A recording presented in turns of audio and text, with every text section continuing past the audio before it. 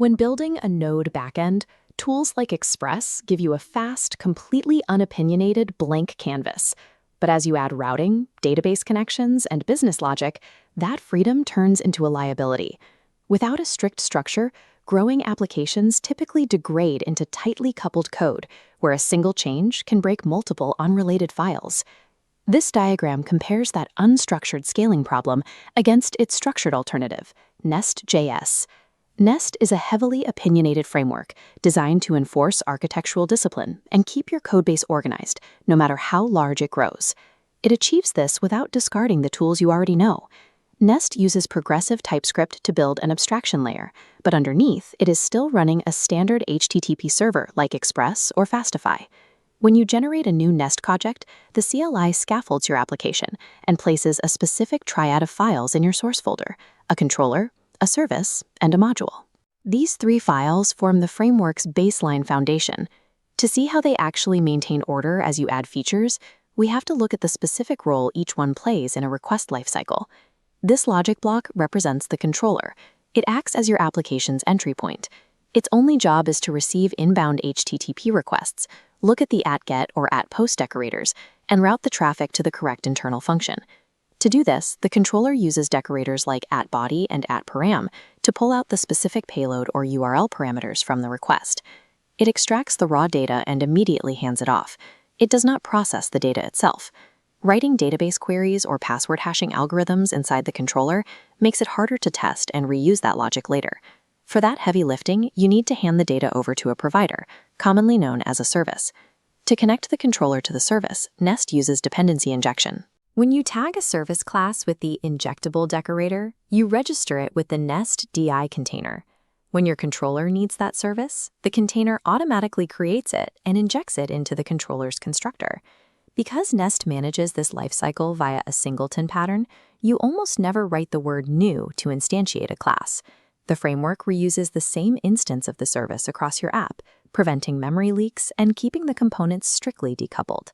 Let's pause the video here for a quick exercise. Write a mock user service class that returns a simple array of usernames.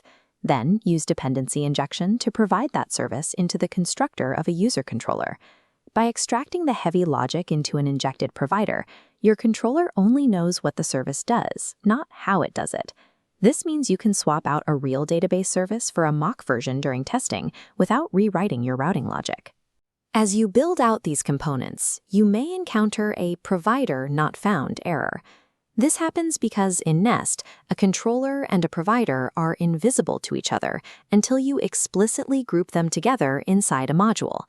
This feature module diagram illustrates the @module decorator.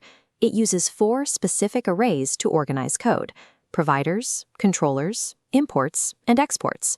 When you register your controller and your service in the same module, they can finally interact. But that module acts as a hard boundary. By default, Nest enforces strict encapsulation. The logic inside your feature module is hidden and protected from the rest of the application. To intentionally share a service with another part of your app, you must follow a mechanical path.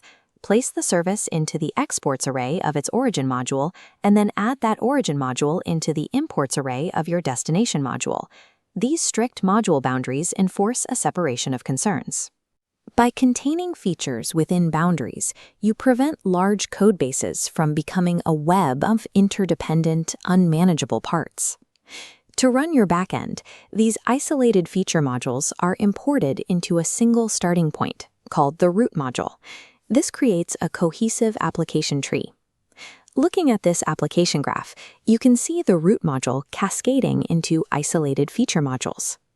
It can be tempting to skip explicit imports by making every module a global module, but doing so destroys encapsulation, reintroducing the exact tight coupling Nest was designed to eliminate. Keeping this organized is critical. Soon, we will wrap these modules in advanced request lifecycle layers: middleware, guards, interceptors, and pipes. To summarize this cheat sheet, use controllers to route your HTTP traffic, use injected providers to execute your business logic, and use modules to wire them together and define your boundaries. Mastering how these 3 pieces interact allows you to build backends that are predictable, testable, and ready to scale. Enhance your coding skills with us. Don't forget to subscribe to Code 5 Foot for the latest updates and tutorials.